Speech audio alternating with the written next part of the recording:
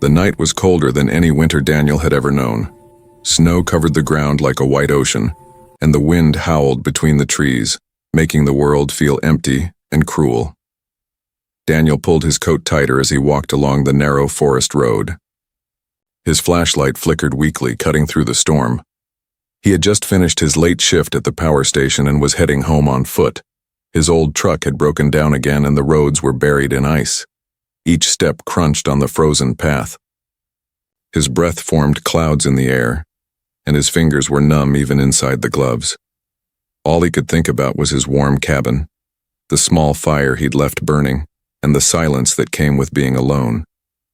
Daniel had lived alone for years, and though he'd grown used to it, sometimes the quiet nights felt too long. Then he heard it, so faint at first that he thought it was the wind. But as he stopped and listened, he realized it was something else. A sound, a cry, small, weak, almost like a child's. He turned his head, scanning the white darkness. The snowstorm made it hard to see, but the sound came again, a soft whimper. His heart started to pound. Out here, in this storm, it didn't make sense. "Hello?" he called, his voice trembling slightly in the cold air. "Is someone there?" No answer, just the wind. He took a few cautious steps off the road, his boots sinking into the snow. The flashlight beam danced across the trees until it caught something, a small shape lying near a fallen log. For a second he thought it was a bundle of clothes. But then it moved. Daniel rushed forward. His heart froze as he saw her, a little girl, no more than 8 or 9, curled up in the snow. Her skin was pale, almost glowing under the flashlight, and her hair shimmered like silver threads.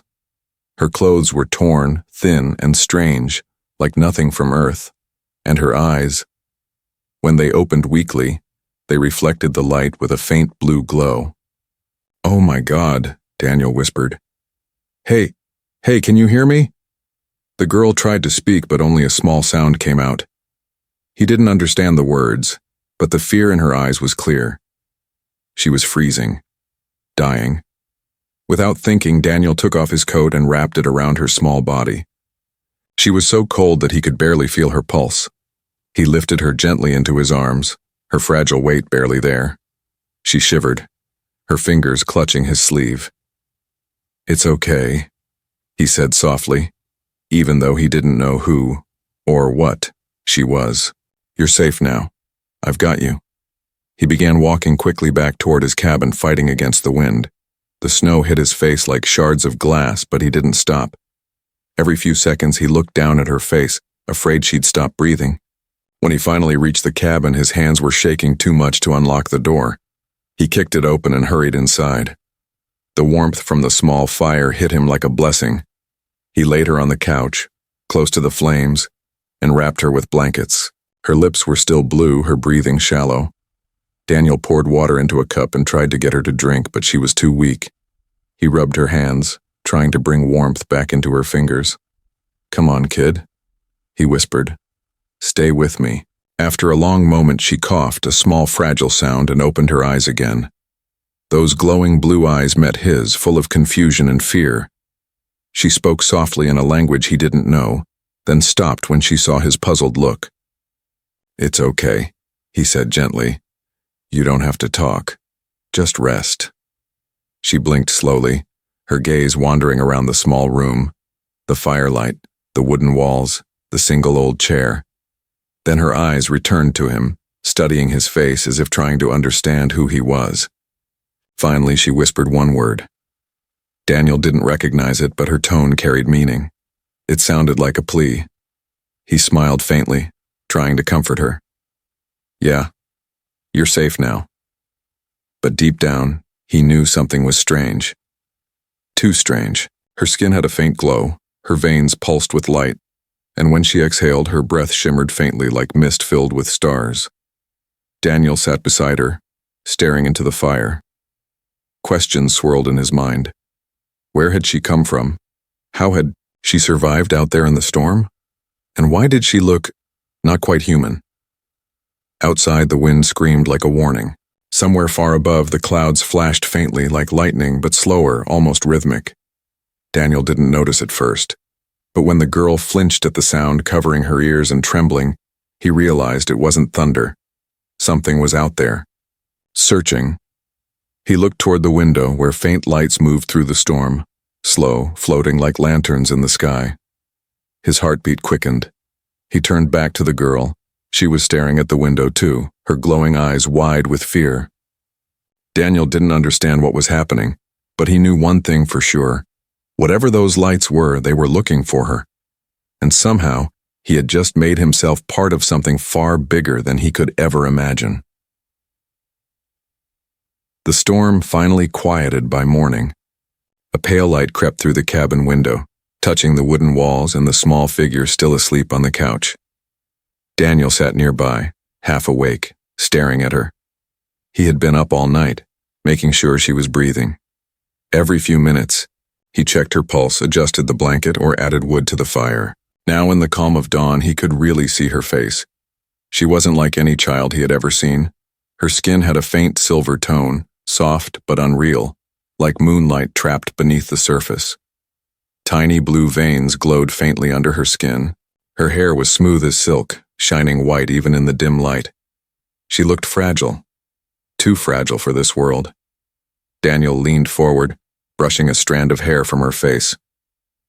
"Who are you, kid?" he whispered. She stirred slightly, mumbling words he couldn't understand.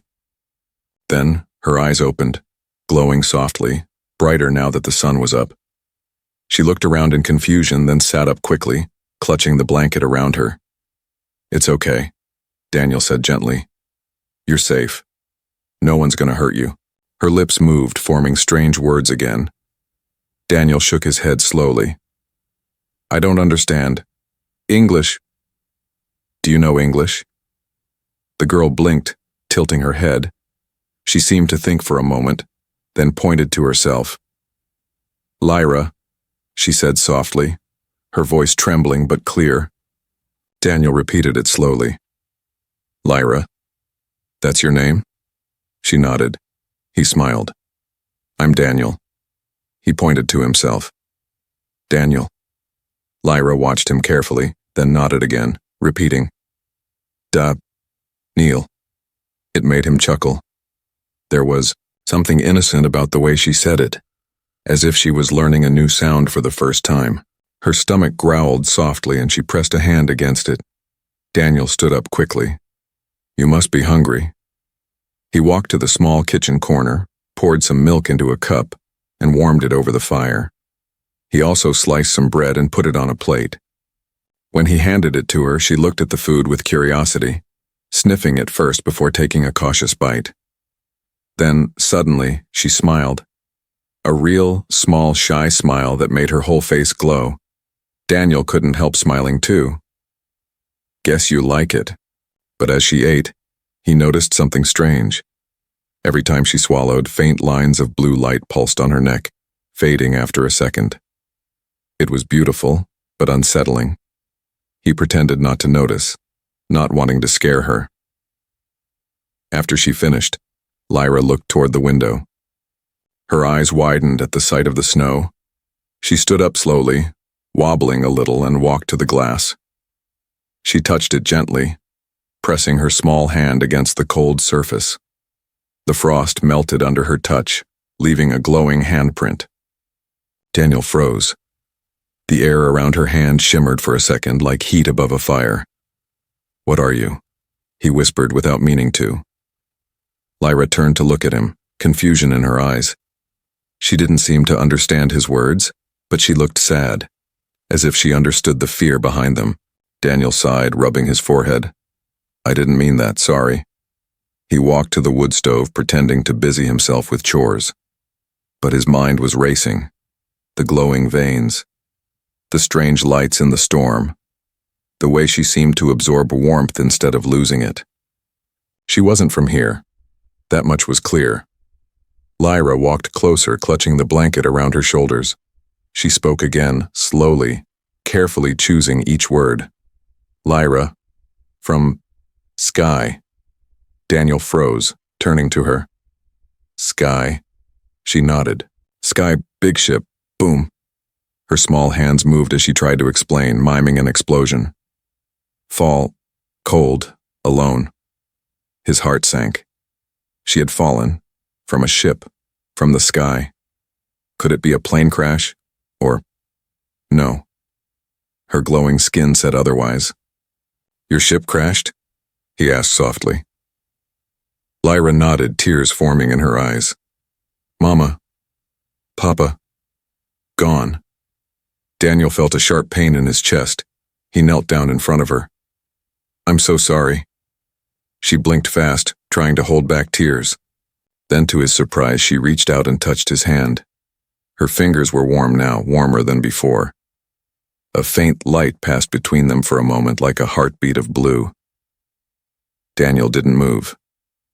It wasn't painful, just strange. The warmth spread up his arm, comforting, alive. When the light faded, Lyra smiled weakly, as if to thank him. Then, outside, something roared. Daniel jumped to his feet and looked out the window. The storm clouds were parting, revealing a dark shape in the sky, huge and silent, moving slowly above the forest. It wasn't a plane. It had no wings, no sound of engines, just a deep, humming vibration that shook the ground. Lyra gasped and backed away from the window, fear in her eyes.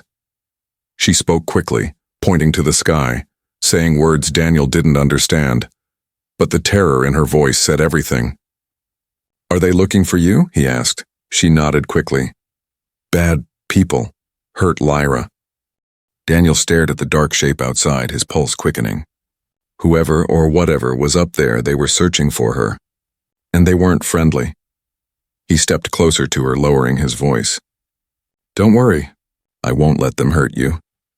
Lyra looked up at him with tears still glistening in her eyes. Then she whispered one word he finally understood. Promise. Daniel nodded without hesitation. Promise. Outside, the hum grew louder, shaking the walls. But Daniel stood his ground, eyes locked on the window, ready to face whatever came next. Because that little girl, that strange being from the stars, wasn't just some alien anymore. She was under his protection now, and he intended to keep that promise. No matter what the galaxy threw his way, the strange humming sound faded slowly, leaving behind an uneasy silence. Daniel waited by the window for several minutes, watching the dark sky until the shadow above finally disappeared into the clouds. Only then did he allow himself to breathe again. When he turned back, Lyra was sitting on the couch, hugging her knees, eyes still wide with fear. The blanket slipped from her shoulders and her small hands trembled as if the cold had returned to her bones. It's gone, Daniel said softly, walking toward her. You're safe now. She looked up at him with uncertain eyes. He could tell she wanted to believe him, but she didn't. Whatever was hunting her, whatever that thing in the sky was, it had scarred her deeper than words could show. He crouched down, meeting her gaze. No one's gonna take you. Not while I'm here. Lyra's lips parted slightly. She hesitated, then whispered, Promise? Daniel smiled faintly. Still promised. Something about those two simple words made her shoulders relax. She leaned against him, and for the first time since he'd found her, she stopped shaking. Hours passed. The storm had cleared completely, and sunlight poured through the frosted windows, filling the cabin with golden warmth. Daniel made her a small bowl of soup from the supplies he had. Lyra watched curiously as he stirred the pot. He chuckled. Never seen soup before, huh? She tilted her head. Soup? Yeah. He handed her the spoon. Try it. Careful, it's hot. She took a small sip, then blinked, surprised. Warm? Daniel laughed. That's the point. As she ate, he noticed her color changing. Her pale silvery skin looked more alive now. The glowing veins pulsed more softly, and her eyes no longer carried the same dull sadness they had the night before. She looked stronger, more present. After finishing, she pointed toward the window again. Cold? He nodded. Yeah, that's snow. Lyra frowned slightly. Snow. She repeated it carefully, rolling the word on her tongue. Then she smiled, a small, innocent smile that melted something inside Daniel. She wanted to go outside, he realized. He opened the door slowly, and cold air rushed in. Lyra stepped out cautiously, her bare feet pressing into the white powder. Daniel was about to stop her, but she didn't seem to feel the cold. In fact, as she walked, the snow around her feet began to sparkle faintly, melting just enough to reveal the earth below. Daniel stared, amazed. "You really are something else," he muttered. Lyra turned and giggled softly, a sound so pure it echoed through the trees. She crouched and scooped up a handful of snow, watching it dissolve into glittering mist in her palm. "Pretty," she said. "Yeah," Daniel agreed, smiling. "Pretty." For a few precious minutes, the fear and mystery disappeared. It was just a man and a child in the snow, laughing and breathing the crisp morning air. She was still strange, still from another world, but in that light she felt almost human. Later, when they returned inside, Daniel sat at his workbench thinking. He needed answers. If that ship was still searching, they might come back. And if Lyra was right, that they were dangerous, he couldn't just stay here waiting for them to find her. He looked over at her. She was sitting by the fire, drawing shapes on the floor with a small piece of charcoal. The lines glowed faintly where she touched them, forming strange symbols that pulsed like tiny lights. Daniel leaned forward. "What are you drawing?" Lyra looked up shyly. "Home," she said. Then she pointed to one of the glowing symbols. "Star, ship." He realized she was drawing a map or maybe a memory. Circles and lines connected like constellations. In the center, she drew a small bright star, then placed her hand over it. "Mama, Papa." Daniel's chest tightened. She wasn't just lost. She was mourning. He knelt beside her. "Lyra," he said gently. "They're gone, right?" She nodded, tears forming again. "Fire, big fire. Ship go boom, Lyra fall. No more, Mama." Her voice cracked. Daniel reached out and rested a hand on her shoulder. She leaned into him without hesitation, sobbing quietly. "You're not alone anymore," he whispered. "You've got me now." She looked up at him through tears. "You, like Papa?" The question hit him harder than he expected. He hadn't thought about being a father, not since his own family was gone. Years ago, before the accident that took his wife and daughter, he had locked that part of himself away. But now, sitting beside this lost child from another world, something inside him stirred. He smiled gently. "Yeah," he said finally. "Maybe a little." Lyra smiled back, small and hopeful. As evening came, Daniel worked to block the windows with wooden boards just in case. Lyra watched him curiously. "Why?" she asked. He looked over his shoulder. "To keep you safe." "Safe? From bad sky?" He nodded. "Exactly." She walked closer, holding something in her small hand, a tiny metallic fragment that glowed faintly. Daniel recognized it immediately. He'd found it stuck to her clothing the night before. "What's that?" "Piece," she said softly. "From home." She placed it on the table. It pulsed once, then projected a faint blue light. A holographic image appeared, blurry, but Daniel could make out figures.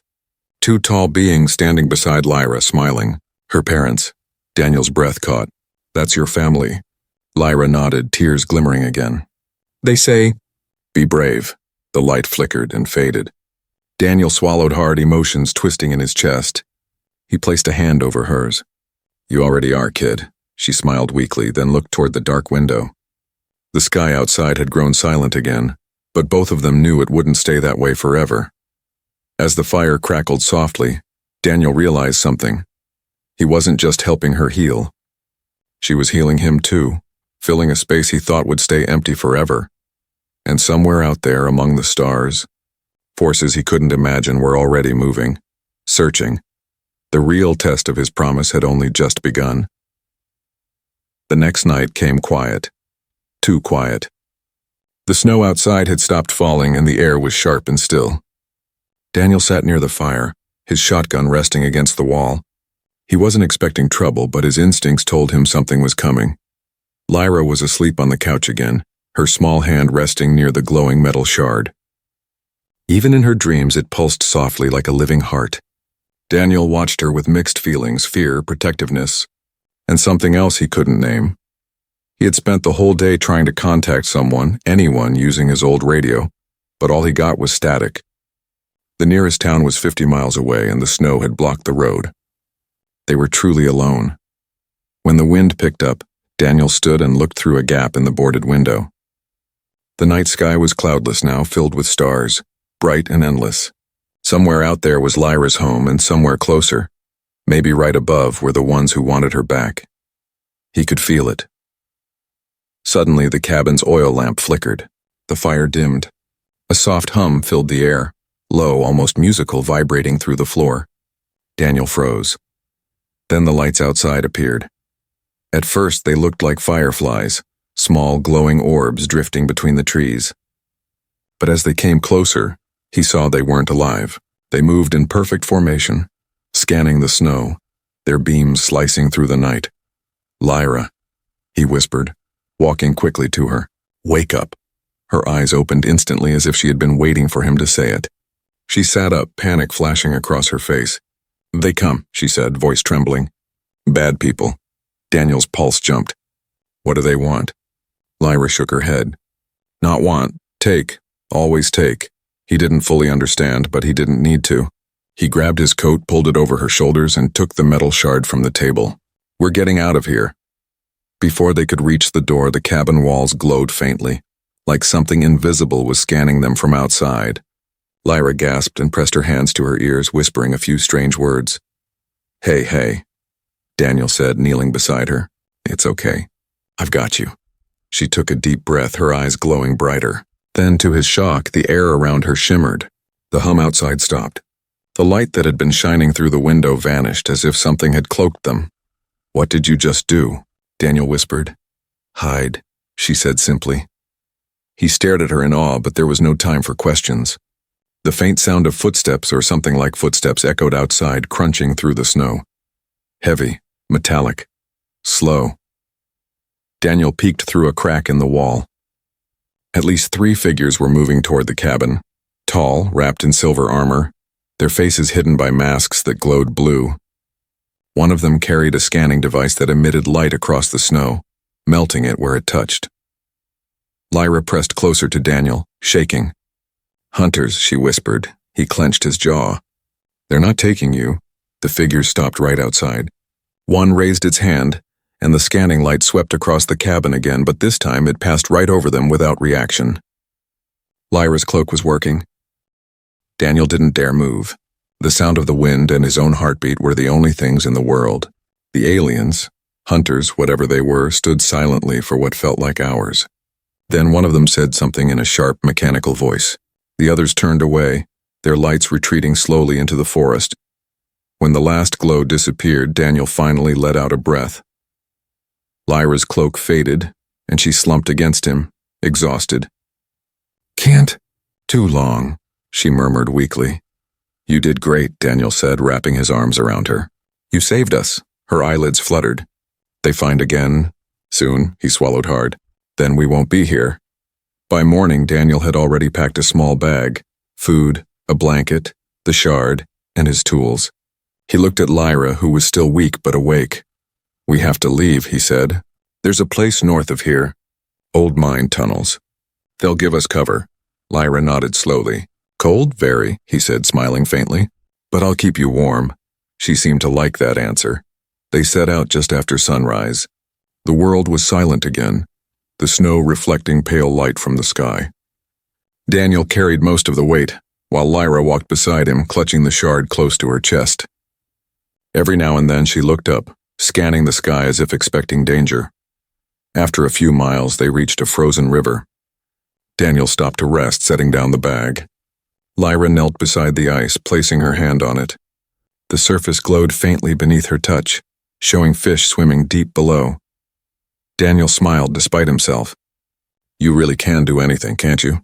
She looked up, her eyes soft. "No, only some." He sat beside her, brushing snow from his sleeves. "Lyra, those hunters.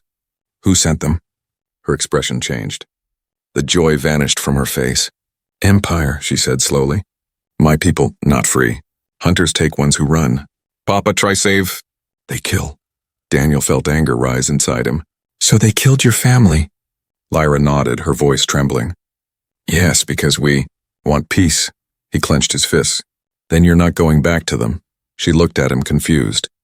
"But if they find—" He interrupted gently. "Then I'll stand between them and you. That's what fathers do."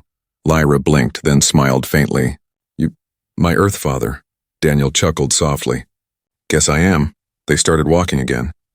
But as they disappeared into the woods high above in the sky, a new ship appeared, sleek and black, its lights burning red. Inside, mechanical eyes locked onto a faint heat trail crossing the snow. The hunters had found them again, and this time, they wouldn't leave without a fight. The wind had turned bitter again by the time Daniel and Lyra reached the edge of the forest. Before them stretched a field of white, leading toward a wall of black rock, the entrance to the old mine Daniel had mentioned. It was an abandoned place, silent and half buried in snow, but right now it was their only hope. Daniel glanced back. The tree line was calm, but he knew the calm was a lie. The hunters were out there somewhere, following, watching. He could almost feel their presence pressing at the edges of the world. "Almost there," he said quietly. "Just a bit further." Lyra clutched the glowing shard close to her chest. The faint blue light flickered weaker than before. She was tired, her steps small and slow. "Daniel," she whispered, "they find us soon." "I know," he said, tightening his grip on her hand. "But we'll be ready." They reached the mine just as the first snowflakes began to fall again. The entrance was a dark mouth in the side of the hill, half covered by frost and dead vines. Daniel pushed them aside, then pulled Lyra into the shadows. Inside it was cold and damp. The air smelled like rust and old stone. He set down the bag and lit a small lantern. "We'll rest here for a while," he said.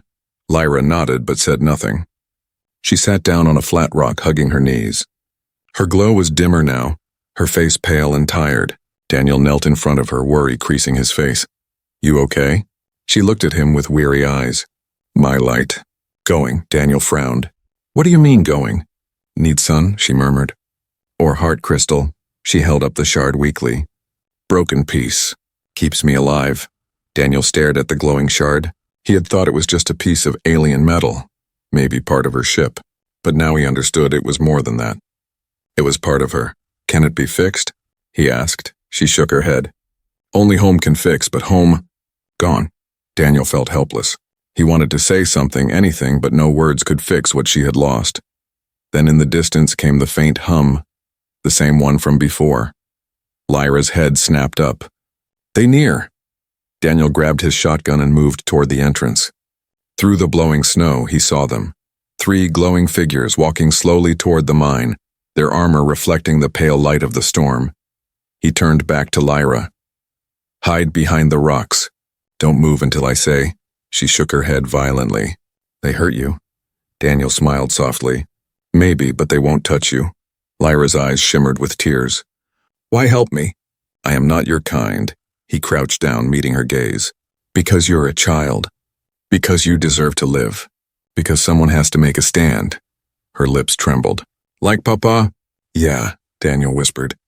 "Like your papa." He stood up and took a deep breath. The hum grew louder. The air buzzed with static energy. Snowflakes danced in strange patterns around the approaching figures. When they came close enough, Daniel stepped out of the mine. His shotgun was steady in his hands. The first hunter raised its glowing weapon, but Daniel shouted before it could fire. "She's just a kid. Leave her alone." The alien's reply was cold and mechanical. "Unauthorized life form detected. Retrieval order active. Step aside." Daniel's heart pounded. "No, you'll have to go through me." There was a pause. Then a flash of blue light shot toward him, slamming into the ground near his feet. He stumbled back but didn't lower his weapon. "Final warning," the voice said. "Yeah?" Daniel growled. "Here's mine," he fired. The blast echoed through the valley, the sound rolling like thunder. The nearest hunter staggered back, sparks flying from its armor. The others reacted instantly, beams of light cutting through the air. Daniel dove behind a rock, heart racing. The ground burned where their shots struck. He reloaded quickly, but his hands shook from the vibration in the air.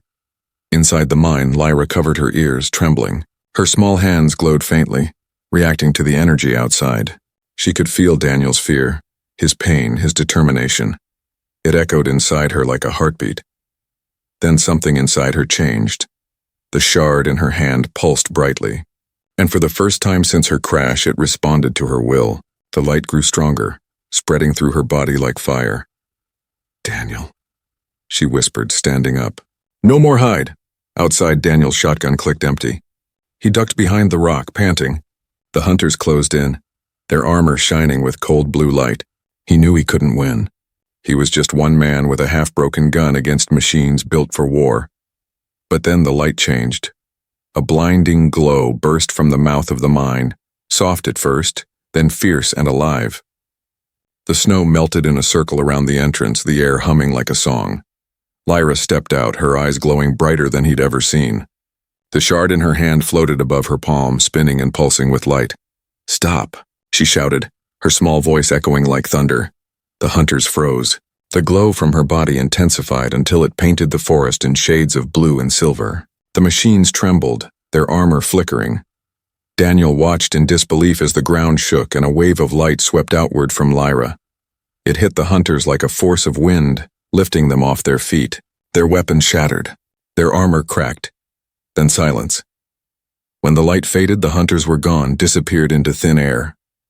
Only the snow remained, glowing faintly where they had stood. Lyra fell to her knees, gasping. Daniel ran to her side, catching her before she hit the ground. Hey, I've got you," he said softly. "You did it." She looked up at him weakly. "Daniel safe?" He nodded, brushing the hair from her face. "Yeah, thanks to you." She smiled faintly, then closed her eyes, her glow dimming to almost nothing. Daniel held her close, his heart breaking and healing at the same time.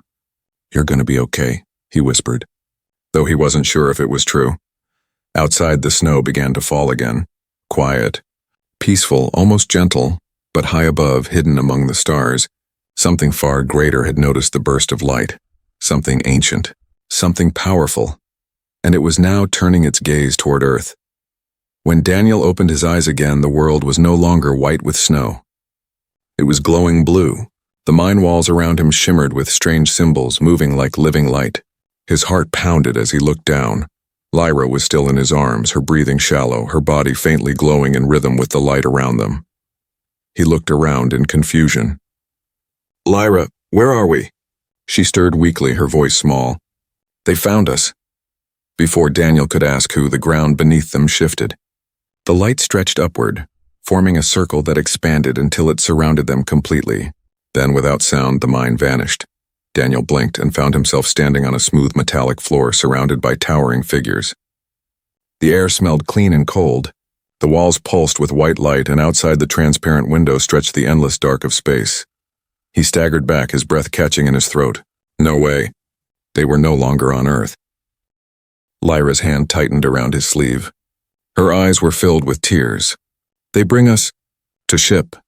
The largest of the armored figures stepped forward. Its voice was deep, mechanical, but strangely calm. "Subject Lyra of the Astron Line. You are charged with violation of Imperial command, desertion, and exposure of classified existence to an unregistered species." Daniel's jaw clenched. "She's a kid. You can't put her on trial for surviving?" The figure's glowing eyes turned toward him. "Human interference confirmed. You will speak only when addressed." Daniel's fists tightened. "Yeah, I don't follow alien orders."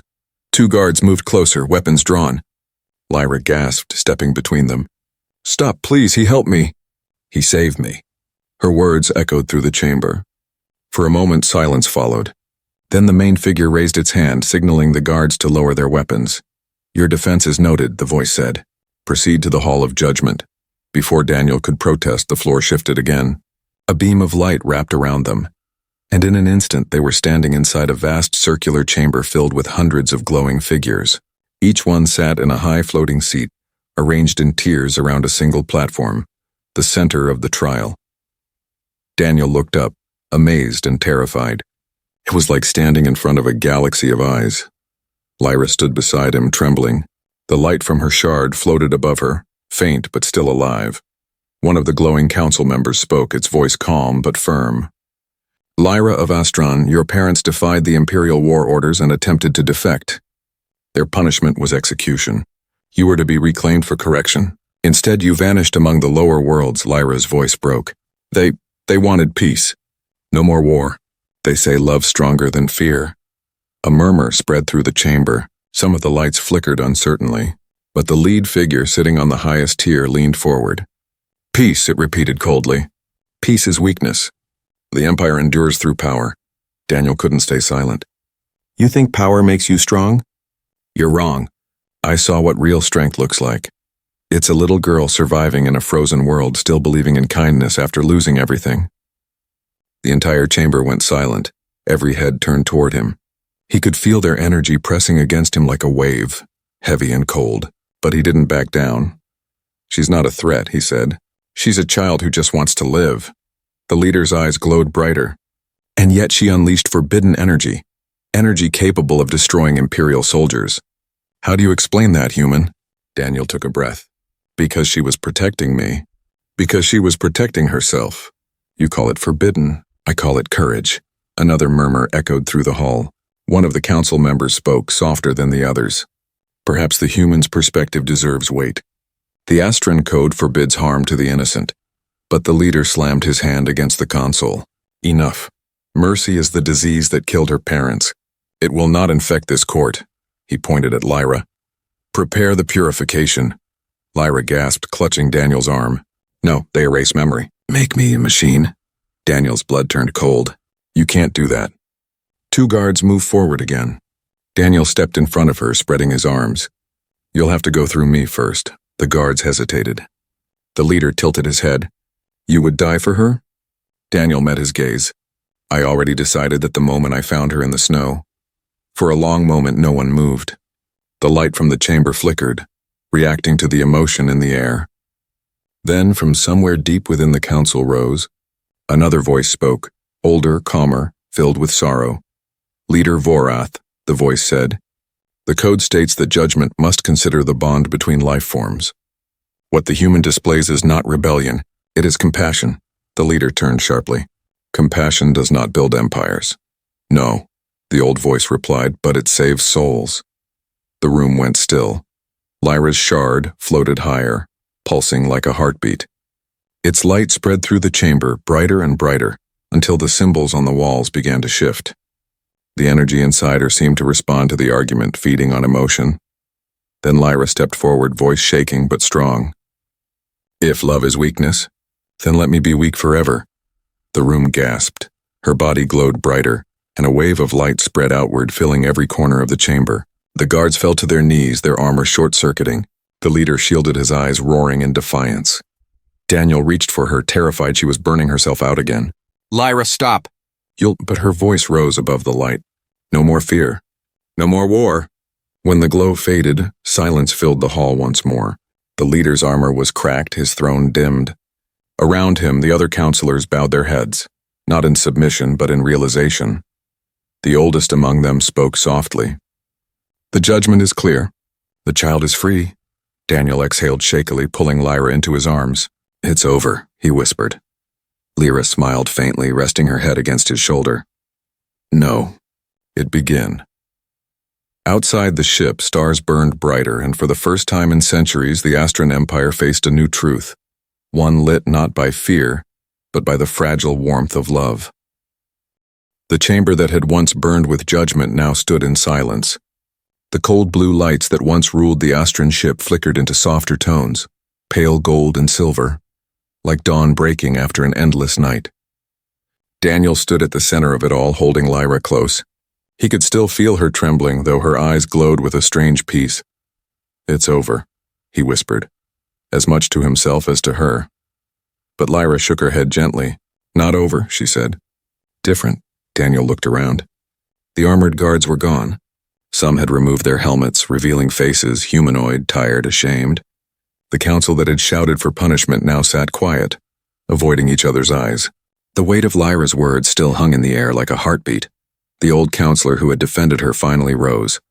His silver robe shimmered faintly as he stepped forward. The energy she carries, he said slowly, was never meant for destruction. It was meant for creation, for hope. Her parents knew this. They died to keep it safe. Lyra looked up at him, eyes wide. You knew them? The old being nodded sadly. Long ago, they believed the Astran people had forgotten what it means to feel, to care, and now through you. Perhaps we remember. Daniel didn't understand everything, but he could hear the warmth in the old man's tone. Lyra's parents had tried to change a cold empire and failed. But somehow, through their daughter, their dream was alive again. Still, he knew it wasn't safe. So what happens now? He asked cautiously. The old being looked at Daniel with eyes that seemed to see right through him. "You have done what no human should have been able to do," he said. "You crossed into our light and gave it meaning. You will be returned to your world." The girl... He paused, looking at Lyra. She must choose. Lyra turned to Daniel, confusion clouding her face. "Choose?" The old one nodded. "Stay with your human father, or return to your people and teach them what love truly means." Daniel's throat tightened. He hadn't thought about this, about losing her. In all the chaos, he'd forgotten that she didn't belong to his world. She belonged to the stars. He forced a smile. "It's your choice, kiddo. Whatever you want, I'll be okay." Lyra stared at him, tears forming. "You lie," she whispered softly. Daniel chuckled sadly. "Yeah, maybe a little." She reached out, her small hand resting on his rough cheek. "You cold inside. When I met you," she said slowly, searching for words. "Now warm, because of me." He nodded, voice low. "Yeah. You fixed me, Lyra." The old counselor raised his hand and the walls around them shimmered again. The ship began to descend, cutting through the stars like a falling flame. Daniel could see Earth below, blue, peaceful, small. "Time is short," the old one said. "The connection between our worlds weakens with every breath." Lyra turned to the window. Her eyes filled with wonder at the sight of Earth. "So small," she whispered, "but aren't so full of heart." Then she looked back at Daniel. For a moment, no words passed between them, only the quiet understanding that something sacred had been shared. Finally, she spoke. "I want both." The counselor tilted his head. "Both?" Lyra nodded firmly. "I teach my people love. I stay with Daniel Hart." Daniel smiled, despite the lump in his throat. "Sounds like her mother's spirit to me." The old one smiled faintly too. "Then so it shall be." He pressed his palm to the air and the shard, Lyra's glowing heart crystal, rose between them once more. It spun in a slow circle, its fractured pieces beginning to fuse. Light poured from it, wrapping around Lyra like a gentle breeze. Her wounds vanished. Her strength returned. When the glow faded, she looked brighter, more alive than ever. Daniel blinked, trying to process what he was seeing. "You fixed it." "No," the old being said. "She did. She is whole again. Because of you." The ship shuddered softly as it entered Earth's atmosphere. Outside, dawn painted the horizon in gold and red. The sight of home filled Daniel's chest with warmth and sorrow all at once. When the door opened, a rush of cold air greeted them. They were back, standing in the same snowy forest where it all began. Lyra looked around, her silver hair shining under the sun. "Home," she whispered. Daniel nodded.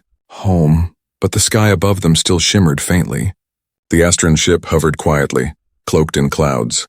The old counselor's voice echoed softly from above. "Remember, child of stars, the bridge between worlds is fragile, but love builds stronger paths than light." Lyra smiled and raised her hand, sending a soft glow of blue light upward. The ship slowly disappeared, leaving only silence and snow. Daniel turned to her, still unsure what the future held. "So, what now?" Lyra tilted her head, mimicking one of his habits. "You teach me Earth things. I teach you star things," he laughed. "Deal."